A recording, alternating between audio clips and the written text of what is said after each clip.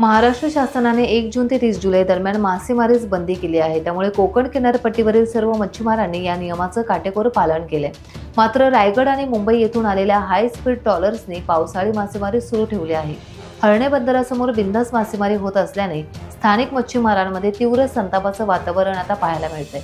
सुमारे 15 ट्रॉलर्स हळणे बंदरासमोर 5 ते 6 नॉटिकल मैलाच्या आत मासेमारी करताना दिसून आल्या।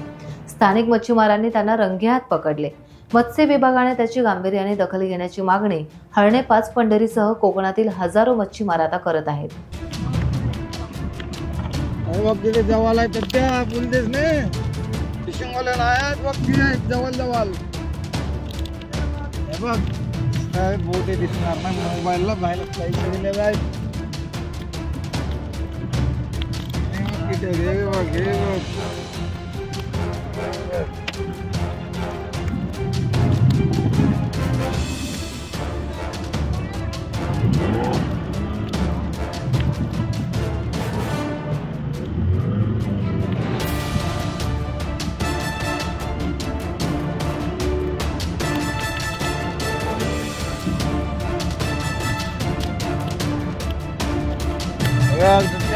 वर्ष 17 54 आणि 72 57 58 पकडे ते पुढे।